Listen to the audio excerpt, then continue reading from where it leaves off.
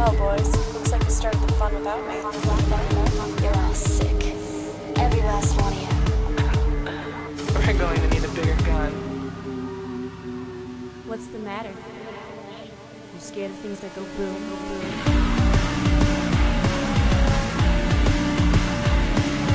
Give me one goddamn reason why I shouldn't blow your goddamn brains all over that goddamn wall. My name is Eric, and I'm here today with Michael Kester. Oh my god, we are here today, aren't we? Michael, I have 2 movies with built-in commercial breaks for you. This is just the best double feature ever, and they're by notable directors. They are by, one might say, notable directors that double feature likes. Teen idols in leather jackets. Wow. Yeah, teen idols and leather jackets. We got a 50s thing going on. We have notable vehicles. This is one of our most carefully constructed double features we've ever done. It came so easily, too. It's 50s throwback time, and by directors you might not expect that from. We're going to do Roadracers, but before that, we have another film. Yeah, we're going to do Crybaby. Now, Roadracers is a Robert Rodriguez film. Right, which we're not doing. We're doing that one second. We're doing the John Waters film first, which is Crybaby. And everyone's already confused. We're going to spoil both of those films. The first film we're going to spoil is Crybaby. There, we fixed it. We fixed the order. Everybody's seen Crybaby. It has Johnny Depp. It's a popular film, I guess. It's a John Waters film. Maybe you haven't seen it. It's popular for a John Waters film. However, nobody has seen Roadracers. That's probably not true. Some people have seen Roadracers. I think very few people have probably seen Roadracers. Let's try this one. More people have seen Roadracers recently than, that's than definitely ever true. before. Definitely true. So you can actually get both of these movies now. Hooray. Check the films out before you listen to the show, or use the chapters to skip over those. Or if you're just tired of Robert Rodriguez. Nobody is ever, I defy you, sir. No one ever grows tired of Robert Rodriguez. Are you tired of Robert Rodriguez? No, just tired in general, I think. Of course not. Just tired. Crybaby is a film from 1990, and it's, of course, John Waters. John Waters hasn't been mentioned on our show in a little while. In a little while. I want to talk about the people who are in this. Okay. Now, some of them... you mean the actors? Yeah. Okay. We've mentioned some of these people before. Yeah. Casting difference this time is we're 2 years after Hairspray. This is our first film without Divine. It is. Now, almost all of the Waters films we've talked about so far have had Divine in them. With the exception of, A Dirty Shame? Yeah. And Serial Mom. You got it. And so this is right after Divine died in 88. Long enough, I guess, for John Waters to kind of regroup and having lost that's heavy because he started making films with Divine. Sure. You know what I mean? Yeah. That's not just, the person who was in all his films. Right. That really, Divine remembers John Waters from a time when John Waters wasn't even really making films. Yeah. They grew up, shooting bullshit movies together. Right. Little shorts and stuff. They kind of learned how to make films, with each other. And then Divine dies. And now it's time to make another film. Yeah. It's weird when you're a filmmaker because, fucking sucks when anybody dies in your life. That's awful. That's a bad time. But you just kind of get back to what you do. And what you do, in John Waters' case, was the thing he did with the person that died. Sure. So part of kind of his, mental recovery there is, I got to get back to filmmaking. And it becomes interesting to see who he puts in that first film. Yeah. And what he makes that first film about. And it falls very much in line with the previous film with Hairspray. Yeah, it's very similar to Hairspray. Both dealing with, always dealing with taboos, but dealing with these groups that are factioned apart, the authority figures that enforce that factioning. Sure, plus it's a period piece. Sure, you got that. And Ricky Lake is back. Very musical. Yeah, Ricky Lake does come back. We talked about Ricky Lake extensively in Hairspray. She had a very big role in that. Patty Hearst, we talked about previously. Patty Hearst showed up more in Serial Mom. Didn't necessarily show up more, but we talked about her more in Serial Mom pretty extensively. Convicted terrorist. Patty Hearst, I should say, if you aren't familiar with Patricia's previous work. It's terrorism. Yeah. And Stockholm Syndrome. Yeah, I want to say alleged terrorism, but she was actually convicted. So, however, regardless of how you feel about her conviction, that was something, I'm pretty sure she actually did time for it too, didn't she? That doesn't surprise me. I know she was let off eventually. Presidential pardon, wasn't it? Yeah. Crazy. So we talked about that on Serial Mom. We talked about Ricky Lake on Hairspray. Have not talked about Iggy Pop. Maybe as Ratface and Tank Girl. Yeah, I don't think so. Didn't talk about Iggy Pop. Who the fuck is Iggy Pop? Iggy Pop is the fucking greatest. Yeah? Iggy Pop. I don't know anything about Iggy Pop. He used to be the front man of the Stooges. Okay. In, the What? Yeah. Did For you real? not know that? No, I had Oh, yeah. no idea. Iggy Pop is the singer of the Stooges. What are you talking about? And then he went solo. The Stooges had like 2 albums. And then Okay. Iggy Pop became... It was 2 albums of the Stooges, then Had some Iggy hits. Pop and the Stooges, Yeah. and then just Iggy Pop. Oh, okay. Iggy Pop in the studio. Yeah, Yeah. that sounds familiar now. But Iggy Pop, he's a notorious rock and roller. I mean, like the type of rock and roller that could eat a bowl of drugs in the morning. Right. And That shows up in a John Waters film. Sure. John Waters kind of makes these films where he goes, who would it be fun to hang out with? Exactly. Oh, this would be really funny. Put this person in the movie. Yeah, he's notorious for being absolutely insane, for rocking out way too much to the point where it's scary to be around him on stage. Yeah. And for having done every drug ever known to man and looking like a suitcase. Sure. These are the things that Iggy Pop is known for. But he's still around. He's taking a bath in a tub in this movie. Yeah, he's goofy. He looks like somebody who does a lot of drugs. Yeah. I mean, he has this impossibly fucking skinny skeletal body, and he's just wired all the time. But he's a rock and roll giant. I mean, he just came through Chicago not too long with the Stooges. They played at the Aragon. Ridiculous. He's still doing it. Still at Can I it, say man. that? Still at it. Tracy Lords also in this film playing Wanda. Tracy Lords, convicted porn star. Well, convicted porn star. I just feel like she has convictions. Oh, okay. Never convicted, never incarcerated, just a porn star.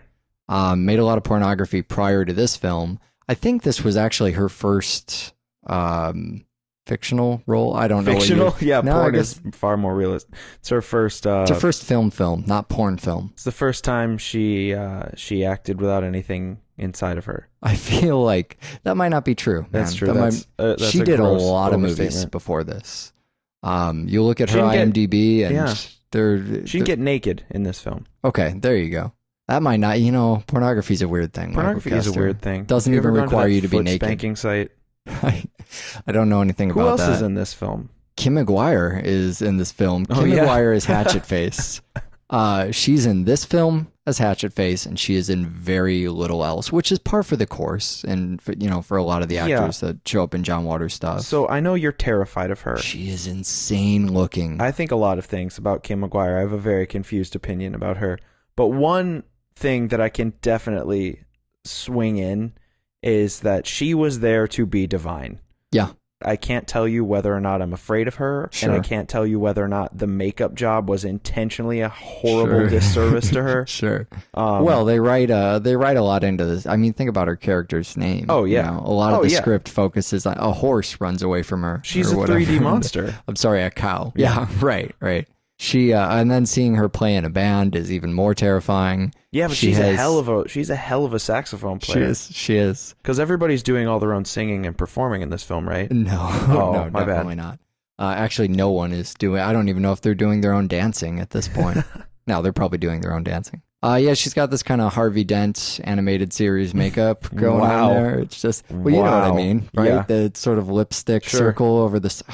Terrifying. I mean, if the objective here in a John Waters film is to have one of a kind actors, she certainly achieved. Achieved that. I wouldn't have it any other way. But you're right. It does, in the divine shaped hole left in this in these films. This is one of the oddities we're bringing to the collection in hopes of still creating outlandish material. And you know what? You saw Divine's roles getting a little more. I mean, when we talked about Polyester, there was kind of taking the backseat a little more normalized. She ate less bodily waste as the films went on. And then there was Hairspray, and Hairspray almost a second tier character, a supporting role, playing a parent, and thinking back, playing the station owner or whatever. Not even in drag, not even cross dressing in that part. Still looking and acting just as weird, but what are you gonna do? Weirdest role in a John Waters film always goes to the person with the least weird role, or the most notable actor, because you look at the collection of carnies. Sure. And then you look at the, people who grew up in the alleys of Baltimore suburbs, if there is such a place. And then you look at Johnny Depp. Johnny fucking Depp is in Crybaby. You go, Johnny Depp, how did you get here? Are you lost? Yeah, it's a weird... Let's get your map out and figure out what Hollywood movie you were trying to drive to. You can go back and look at every John Waters film. Mm-hmm. You can take the combined fame of every other actor in a John Waters film, and you barely make it to Johnny Depp's ankles. Yeah, Johnny Depp gets paid more than the budget of this film to be in a Pirates movie. You know what I mean? 10 times over. It's crazy, his level of stardom. It's probably hard to find, you could collect actors from any group of movies and probably not reach the stardom of Johnny Depp. But seeing him in a John Waters movie is... it's one of those, and it's bizarre, but I mean, it's great. Even when Hairspray comes back around and John Travolta is in the remake of the stage version of Hairspray, it still isn't as weird as Johnny Depp.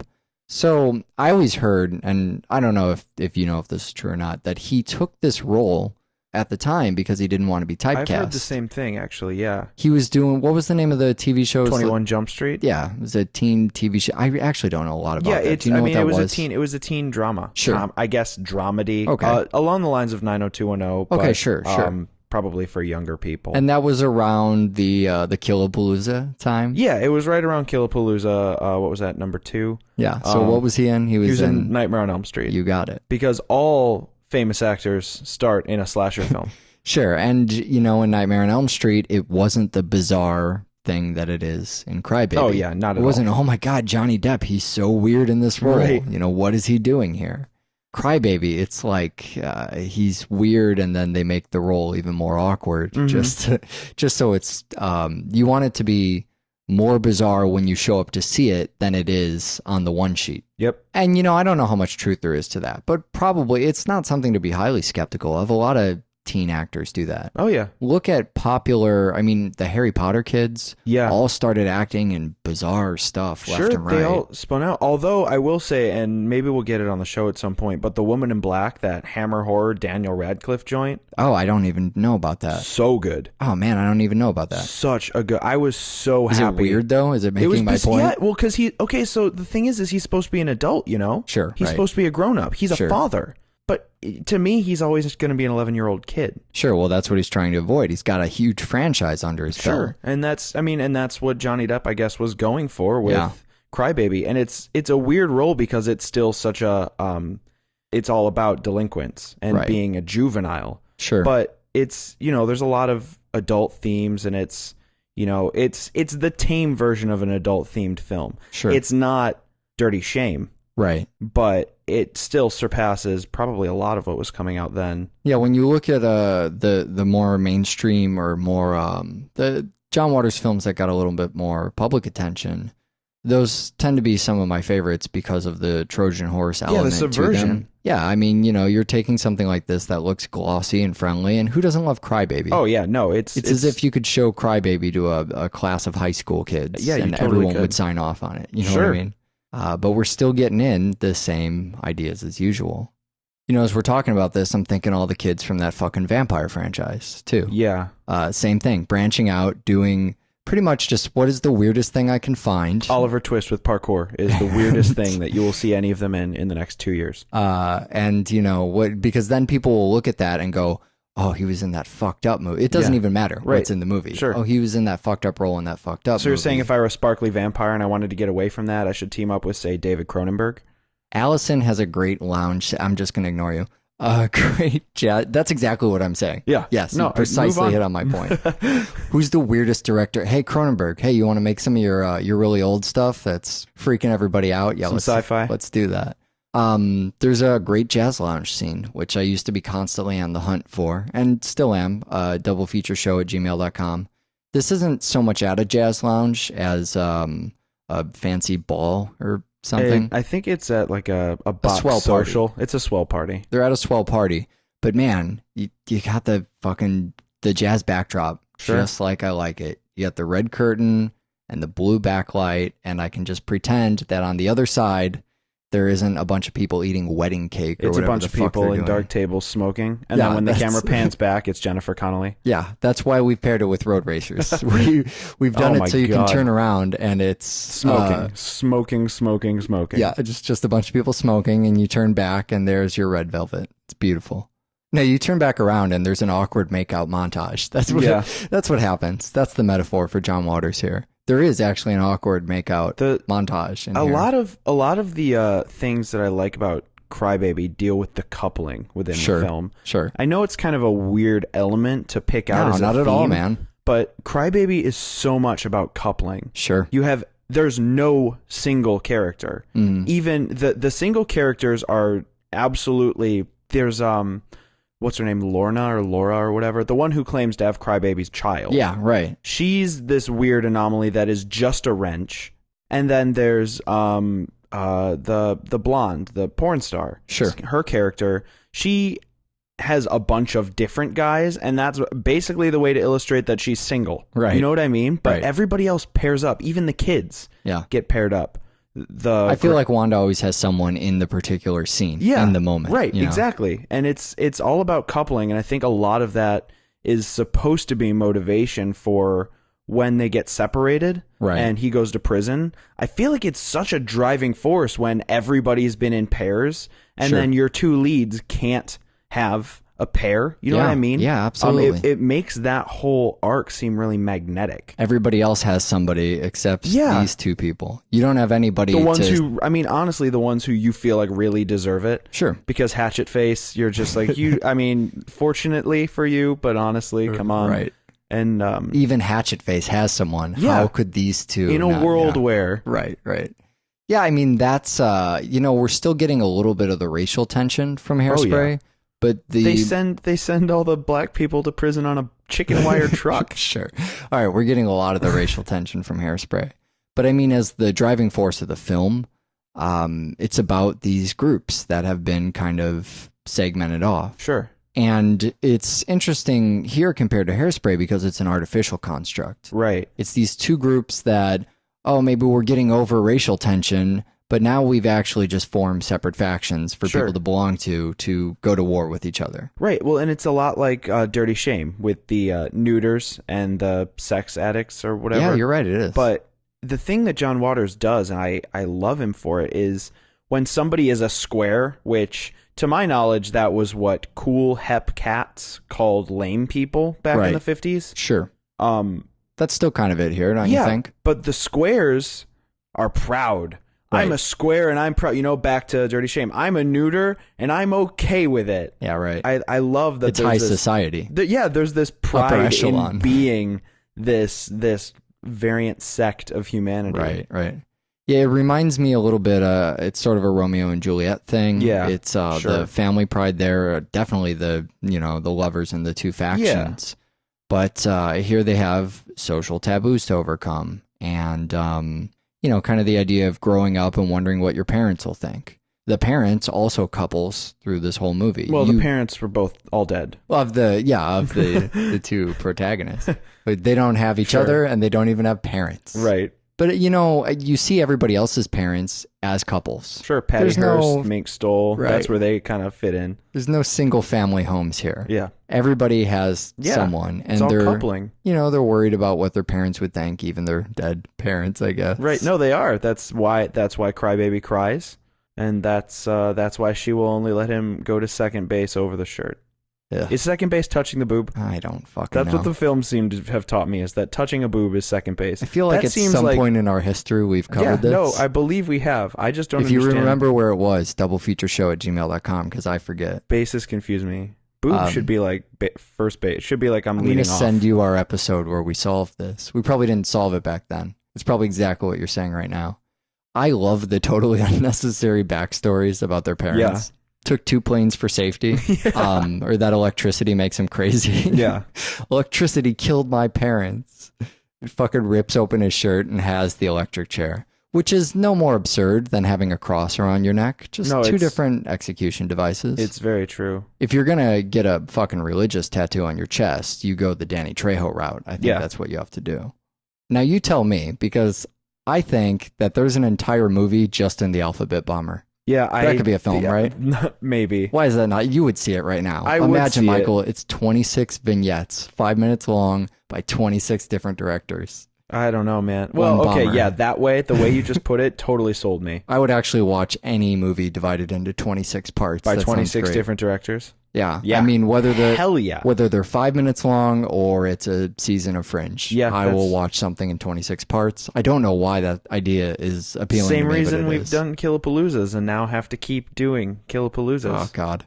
Something I don't watch a lot of is musicals. I think this counts as a musical. I think it does too. Right? I was thinking that halfway through. It's, I mean, the music always comes from somewhere. Yeah. So that just makes it a smart musical. It's fine. Sure. They just have to invent gags, they feel. No one spontaneously breaks out into song, but, I mean, he's got a guitar, the radio's That's not on true. in the jailhouse. There's the one scene where he does spontaneously break out into song, and it's when he hears the radio and he starts singing. Well, but that's what I 21. mean is there's at least background music on the radio. Sure. I think the one scene that might count is Please Mr. Jailer. Yeah. You know, but it's outside. They're trying to get attention. They could be singing a song. I don't know. It has to be hard to keep in character in that scene. Yeah. They go back into the prison and it's supposed to be a bunch of melancholy prisoners, but they're singing this funny song. Yeah. I mean, it is a bunch of melancholy prisoners. That's the awesome part. Yeah. And they have to go in on set that day and lip sync the song, and no one can go, wow, this is fucking ridiculous. That song also gets kind of hot at the end. Oh, yeah. Where the women come in. Yeah. I love chair routines. I don't know why. That's a fucking thing I'm discovering is amazing. Even when John Waters does it. Just himself. Right. John Waters doing a chair routine or filming, attractive people doing a chair routine. I'll take either one. I like That's the fine. first one a lot. That'd be my Alphabet Bomber vignette for C. So it's adapted. This one was adapted for a stage musical as well. Yeah, just like Hairspray. It hasn't made it full circle yet, but I have my fingers crossed for a remake of an adaptation of the adaptation, I guess. Do you think Johnny Depp will play Hatchet Face? I just hope they have another courtroom scene because God knows I can't get enough of those. This might be the most ridiculous one yet, right? Oh, yeah. I mean, of the courtroom scenes. Yeah. There's an iron lung. Yeah, that's what I was going to say. Woman in an iron lung. It's does have a point, though. I mean, taxes on the very cigarette she's trying to smoke pay for the institution. Not bringing libertarian politics into the Crybaby episode of Double Feature. Those same taxes pay for 3D glasses, I guess, in the prison. Yeah. So I don't know. Who knows where that money goes?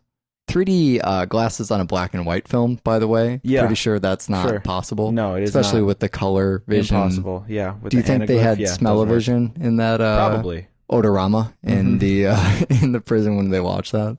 Can we talk about the build of this fucking prison for just a second? I don't know what you're talking about. Something that drives me nuts. Oh, you know. Oh, you know. Because there's been entire films based around the premise of you're stuck in prison, you're in the hole, and you're in solitary confinement. How do you get out? Entire films, Michael, have been spent on how do we break out of that was fucking Shawshank Redemption, right? Vast majority of that film, we're inside. Someday maybe we'll get out.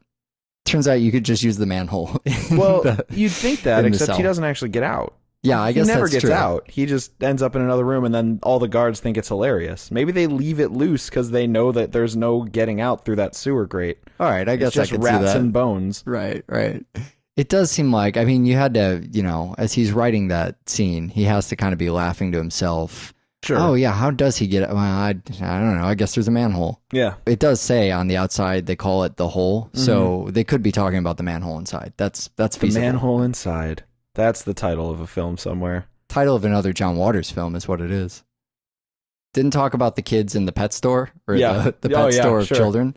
And didn't talk about, much like polyester, we have the unconventional phone conversation bubbles. Yeah. Here we have wavy dream bubbles. Yeah, perfect. Outside of that, I feel like... I think you feel like some road racing? I do. I really do. There's this movie, right?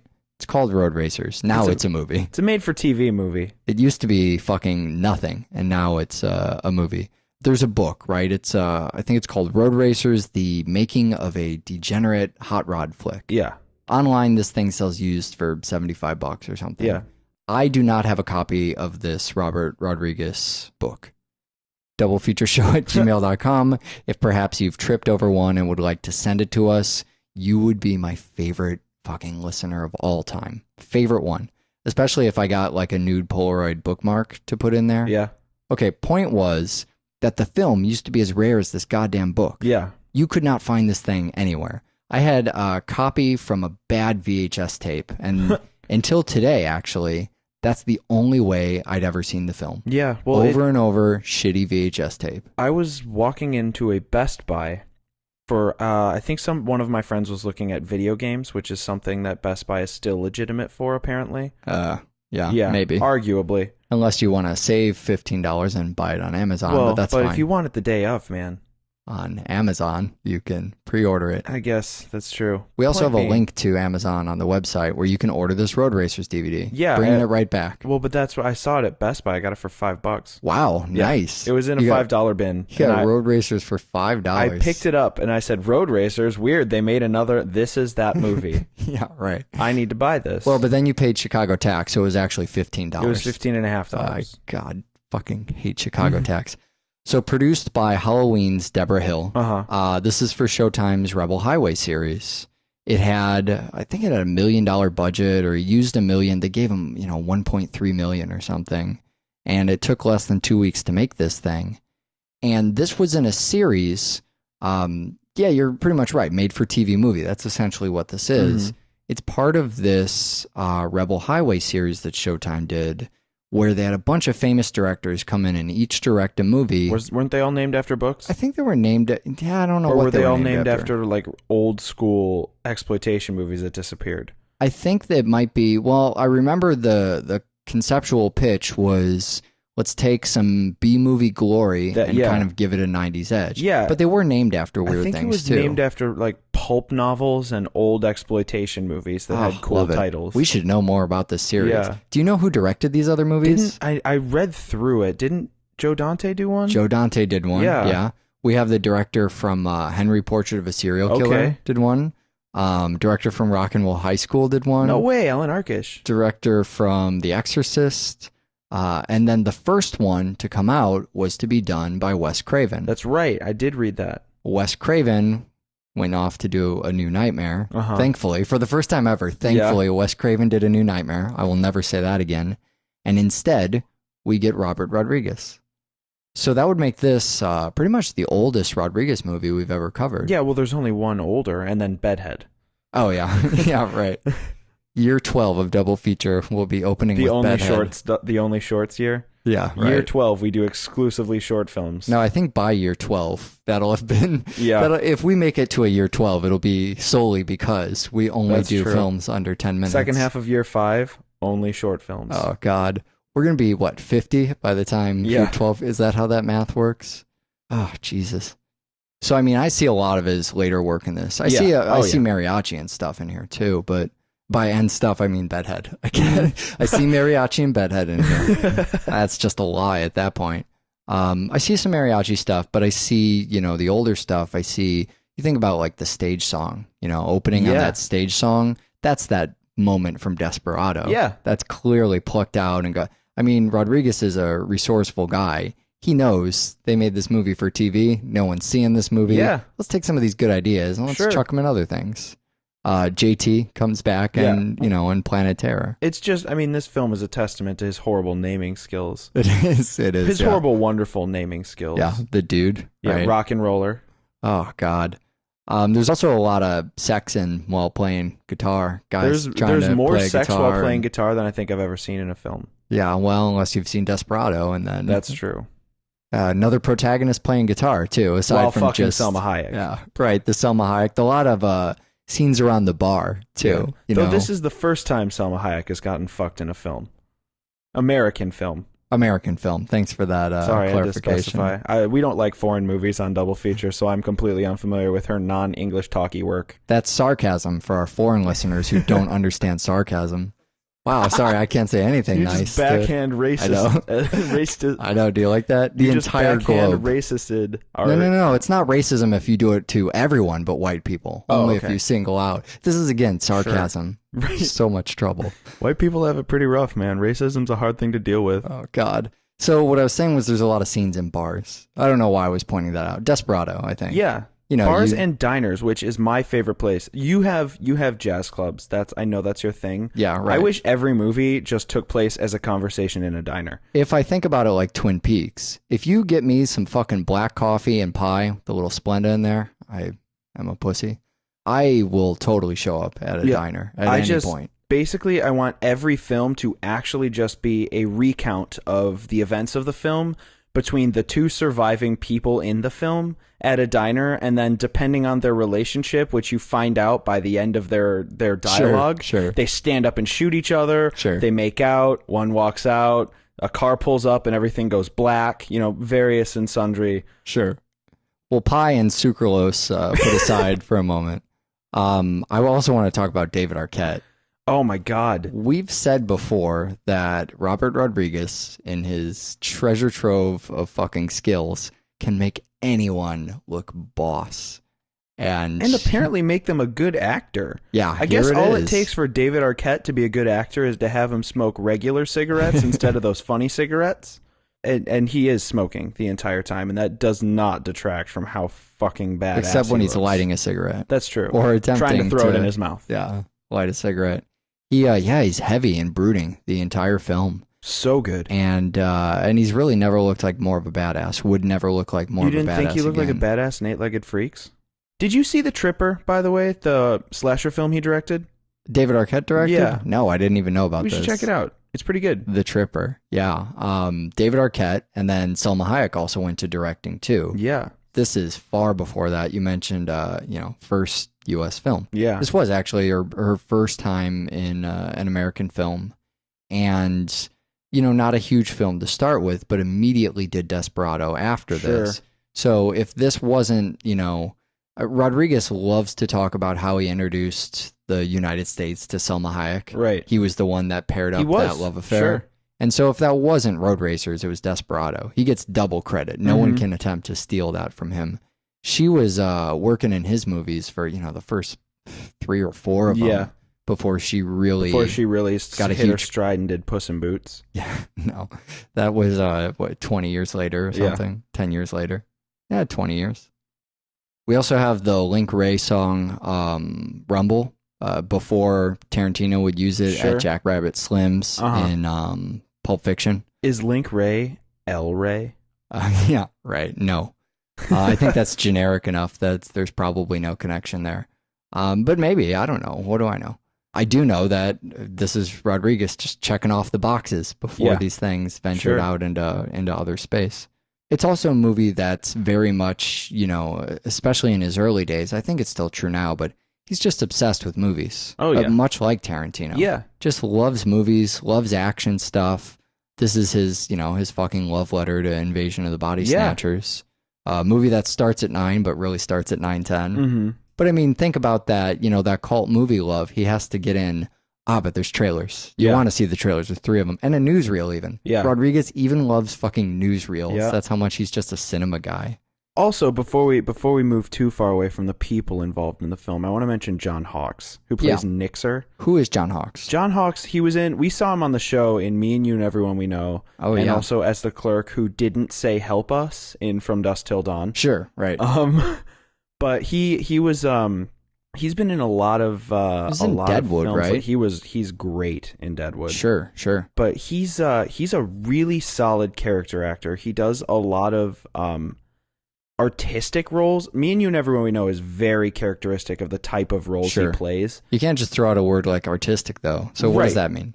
Well, I mean he does a lot of I guess indie type, a lot of artsy films. Yeah, I guess artsy. So that is what you mean. But he lends that same element to Roadracers. Yeah. Because he's sitting there with the fucking fry on the toothpick. Yeah. Doing his John Hawkes thing. Sure. That's a John Hawkes spiel. Like that's where he lives in the cinema world. Where it gets profound for a few minutes. Yeah, and he's it feels natural good. though, because he's a crazy kid. Yeah, and he's so good in this film. He brings along a lot of those Invasion of the Body Snatchers points. Yeah, the Invasion of Body Snatchers thing, and again, we have no fucking idea what we're ever talking about, but I believe that the whole thing is kind of a commentary on almost what we did last year with Glengarry Glen Ross and Shaun of the Dead.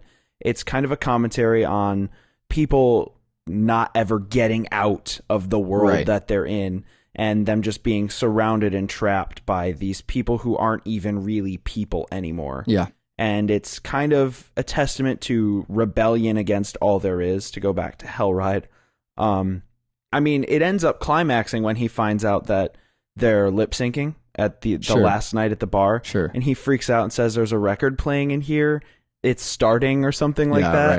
And he's just paranoid. Pod and people, he's, man. It's pod people. And he's so hooked on the idea of not giving in to this society that when dude leaves, he feels like he's lost. He feels like the last non-pod person is leaving town, and he's left to fend for himself. He says, if there's not some kind of, basically fighting, if there's not some kind of misbehaving, I don't know what to do. I go crazy. Right. And that's him latching onto the counterculture. That's him latching onto going against the norm. Sure. But he can't perform that. He's not that guy. He just likes knowing it's there so that he doesn't feel like the world is lost. Yeah, the main characters want an escape plan. Yeah. That's why they sort of latch onto that band. That's Selma Hayek's character, that's her big plan is, hey, what about these guys? Have you seen this over here? That could be our ticket out. It's also way Cemetery Junction. Oh, yeah. You remember that? Yeah. That's what we were talking about there, is just being stuck in this one place, left to die there. Born, lived, died. One fucking spot. And kind of wondering, isn't there anything more to your life? Are you ever going to get out of this town? It gets heavy, not even the metaphor of the French fry, but then literally JT brings it down even more. You think he's going to do something funny, dip the French fry, eat it, but he's fucking dipping that fry, talking about, actually, you're going to die probably in that seat, probably eating my burger. Not even probably. You will die in that seat eating my burger. Yeah. You're never going to leave or amount to anything, is basically what he's saying. And it's terrifying, having not only no legacy, but not even really living a life at all. And so that's pod people. That's all these people in this town of a variety of ages. They're there at a variety of ages because they've all accepted that that's just where they live, and that's it, and that's all there is to it, and they're satisfied. Our main characters want to get out of there. Yeah. So that's kind of the message that's being accomplished with this script, and it's a very sort of... you see similar threads in other Rodriguez movies, but I think there's other things in the writing that kind of give away, where you see his hand. He wrote this with Tommy Nix, who shows up in the movie. I think he's a drummer in one of the scenes. Yeah. He was also the one of the doctors in Planet Terror. Yeah, for sure. That points at the skull that's been hollowed out. He's got parts in a lot of Rodriguez movies. Oh, yeah, you're right. He's all over. He was a classmate or something, or Rodriguez's. So he shows up. He's one of, the guy's friends that shows up in all these movies. But you also see a movie that's written a lot around icons. Has the sort of mariachi humor of, like using the hair grease to slick the, the fucking roller rink. The idea at the time when Rodriguez wrote his other book, Rebel Without a Crew, one that is available and that I have read, he talks a lot about the way he keeps his budget super low. Only $7,000 on mariachi compared to $1 million here, but still, has that mindset of, I want to accomplish as much as I can with my tiny budget. So, trying to stretch that out as much as you can, you come up with these icons, you work backwards. You go, what do I have access to? And so in mariachi, that was huge. And maybe we'll talk about that one day when we finally figure out what the hell to do about mariachi. But, we got access to a car. We know the local, police or whatever. We have a guitar case. How do we build a movie out of the stuff we have? And so with Roadracers, you have a guitar and, you can exploit cars, I guess, because that's kind of what Showtime's around for. That shouldn't be too hard. You have that matte black Chevy from Two-Lane Blacktop. Yeah, the Two-Lane Blacktop 55. Fucking great. But also the grease. That's an easy thing. You know? Yeah. So we're going to make a movie about greasers. Let's exploit the grease. Let's make that a thing. So, you see that as part of the style. You see him greasing his hair. There's a whole fucking scene of that. You see him later make the joke of greasing the roller rink out of the hair. You're exploiting an item you have. Even with his wider access and budget than Mariachi and, these earlier films he did. That mindset stayed with him throughout all his work. Mm-hmm. You can see that again in, Cherry Darling from, you mentioned Planet Terror. She has a gun for a leg. Everything in that movie is about having a fucking gun for a leg. It's on the poster. It's the icon. It's the movie that has a chick with a gun for a leg. Sure. You'd know that probably before Planet Terror. Yeah. But then there's also, Machete. I don't even need to say anything about that, right? Or is short, The Misbehaviors. Yeah. Just so iconic. That's titular. It's what it's about. It's high concept. And that drives everything in it. Oh, what was that one called? The Misbehaviors. Yeah. His movies are built for festivals. Sure. Oh, I went and saw a bunch of things. What was that one called? Bedhead. It was about the girl. She's got the crazy hair, weird powers. Bedhead. And maybe this is just because I'm a fan of his stuff. I've seen a lot of his work. I feel like you can identify it by the editing, too. Yeah. Oh, yeah. You know what I mean? There's this sort of knife scene, right? Yeah. Early on, knife, shoe, cleaver. Yeah. And then there's a little bit of quippy dialogue, and then bam, cleaver out. Yep. It's cut together. It's essentially a Mexican standoff. Yeah. There's tons of those in this movie. The scenes he shoots later of, the car, smoking and the car, all the car driving stuff, but especially at the very, very end when it sombers down a bit, it's Sin City. Yeah. It looks the same way when people have their hair slicked back and they're smoking, driving around Sin City. That hasn't changed a bit. Except earlier in that scene, stylistically, he's just bloody, and it's a fucking bat out of hell scene. Mm-hmm. I love just how frenetic and crazy that is. Yeah. The fucking fiery look in his eyes. It's one of the things that makes David Arquette look like a badass in this movie. So this was actually the last Robert Rodriguez movie I'd seen. I hadn't seen it till I bought it on DVD. Oh, really? Oh, wow. So recently. Very recently. Oh, that's cool. And I remember you mentioning having seen it, and we were going to watch it, and then one or both of us simultaneously forgot. And I asked you how it was. You said, yeah, it's good.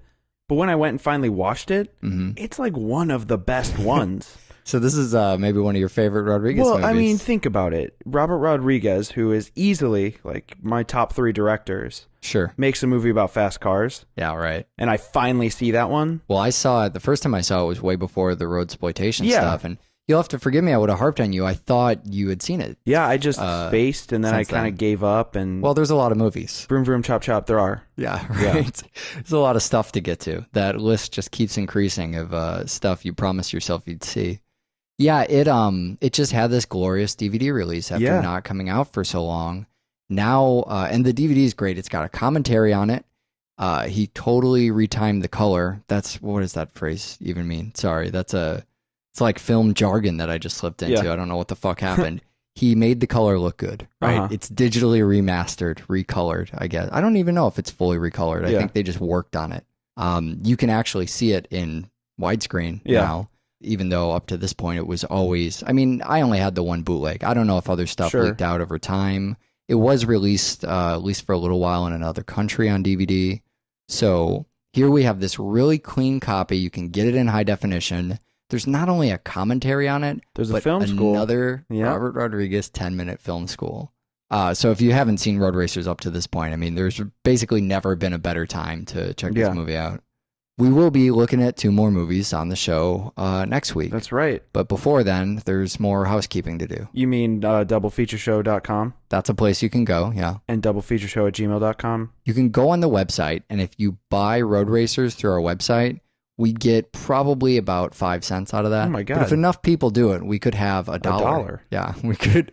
I like how we both realized what would be the most obtainable silver fucking goal. dollar, I believe. We said, what was the most obtainable goal? Yeah. 60 cents. Let's round that up. $1. Yeah. Great. What are we doing next time on the show? Next time we're gonna do we're gonna do an actual Splat Pack director and our honorary nomination for new Splat Pack director. Sure, great. We're gonna do Rogue, which is Greg McLean. Love it. We did his movie Wolf Creek. Great. The Australian Splat Pack director. That was right. And then we're going to do the new Ty West film, The Innkeepers. Ty West of Cabin Fever 2 and House of the Devil fame. Which were both fantastic movies, so I assume we are in for a good time Gotta next week. be good, so watch more fucking film. Bye. That's not just, the person who was in all his films. Right. That really, Divine remembers John Waters from a time when John Waters wasn't even really making films. Yeah. they grew up, shooting bullshit movies together. Right. Little shorts and stuff. They kind of learned how to make films, with each other. And then Divine dies. And now it's time to make another film. Yeah. It's weird when you're a filmmaker because, I mean, fucking sucks when anybody dies in your life. That's awful. That's a bad time. But you just kind of get back to what you do. And what you do in John Waters' case was the thing he did with the person that died. Sure. So part of kind of his, I don't know, mental recovery there is, well, I got to get back to filmmaking. And it becomes interesting to see who he puts in that first film. Yeah. And what he makes that first film about. And it falls very much in line with the previous film with Hairspray. Yeah, it's very similar to Hairspray. Both dealing with, always dealing with taboos, but dealing with these groups that are factioned apart, the authority figures that enforce that factioning. Sure, plus it's a period piece. Sure, you got that. And Ricky Lake is back. Very musical. Yeah, Ricky Lake does come back. We talked about Ricky Lake extensively in Hairspray. She had a very big role in that. Patty Hearst, we talked about previously. Patty Hearst showed up more in Serial Mom. Didn't necessarily show up more, but we talked about her more in Serial Mom pretty extensively. Convicted terrorist. Patty Hearst, I should say, if you aren't familiar with Patricia's previous work. It's terrorism. Yeah. And Stockholm Syndrome. Yeah, I want to say alleged terrorism, but she was actually convicted. So, however, regardless of how you feel about her conviction, that was something, I'm pretty sure she actually did time for it too, didn't she? That doesn't surprise me. I know she was let off eventually. Presidential pardon, wasn't it? Yeah. Crazy. So we talked about that on Serial Mom. We talked about Ricky Lake on Hairspray. Have not talked about Iggy Pop. Maybe as Ratface and Tank Girl. Yeah, I don't think so. Didn't talk about Iggy Pop. Who the fuck is Iggy Pop? Iggy Pop is the fucking greatest. Yeah? Iggy Pop. I don't know anything about Iggy Pop. He used to be the front man of the Stooges. Okay. In, the What? Yeah. Did For you real? not know that? No, I had Oh, yeah. no idea. Iggy Pop is the singer of the Stooges. What are you talking about? And then he went solo. The Stooges had like 2 albums. And then Okay. Iggy Pop became... It was 2 albums of the Stooges, then some Iggy hits. Pop and the Stooges, Yeah. and then just Iggy Oh, Pop. okay. Iggy Pop and the Stooges. Yeah, Yeah. that sounds familiar now. But Iggy Pop, he's a notorious rock and roller. I mean, like the type of rock and roller that could eat a bowl of drugs in the morning. Right. And That shows up in a John Waters film. Sure. John Waters kind of makes these films where he goes, who would it be fun to hang out with? Exactly. Oh, this would be really funny. Put this person in the movie. Yeah, he's notorious for being absolutely insane, for rocking out way too much to the point where Well, boys, looks like you started the fun without me. You're all sick. Every last one of you. We're going to need a bigger gun.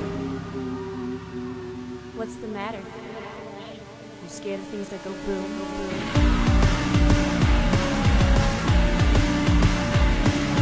Give me one goddamn reason why I shouldn't blow your goddamn brains all over that goddamn wall. My name is Eric, and I'm here today with Michael Kester. oh my god, we are here today, are we? Michael, I have 2 movies with built-in commercial breaks for This you. is just the best double feature ever, and they're by notable directors. They are by, one might say, notable directors that double feature likes. Teen idols in leather jackets. Wow. Yeah, teen idols and leather jackets. We got a 50s thing going on. We have notable vehicles. This is one of our most carefully constructed double features we've ever done. It came so easily, too. It's 50s throwback time, and by directors you might not expect that from. We're going to do Roadracers, but before that, we have another film. Yeah, we're going to do Crybaby. Now, Roadracers is a Robert Rodriguez film. Right, which we're not doing. We're doing that one second. We're doing the John Waters film first, which is Crybaby. And everyone's already confused. We're going to spoil both of those films. The first film we're going to spoil is Crybaby. There, we fixed it. We fixed the order. Everybody's seen Crybaby. It has Johnny Depp. It's a popular film, I guess. It's a John Waters film. Maybe you haven't seen it. It's popular for a John Waters film. However, nobody has seen Roadracers. That's probably not true. Some people have seen Roadracers. I think very few people have probably seen Roadracers. Let's try this one. More people have seen Roadracers recently than, that's than definitely ever true. before. Definitely true. So you can actually get both of these movies now. Hooray. Check the films out before you listen to the show or use the chapters to skip over those. Or if you're just tired of Robert Rodriguez. Nobody is ever, I defy you, sir. No one ever grows tired of Robert Rodriguez. Are you tired of Robert Rodriguez? No, just Of tired in course not. general, I think. Of course not. Just tired. Crybaby is a film from 1990, and it's, of course, John Waters. John Waters hasn't been mentioned on our show in a little while. In a little while. I want to talk about the people who are in this. Okay. Now, some of them... You mean the actors? Yeah. Okay. We've mentioned some of these people before. Yeah. Casting difference this time is we're 2 years after Hairspray. This is our first film without Divine. It is.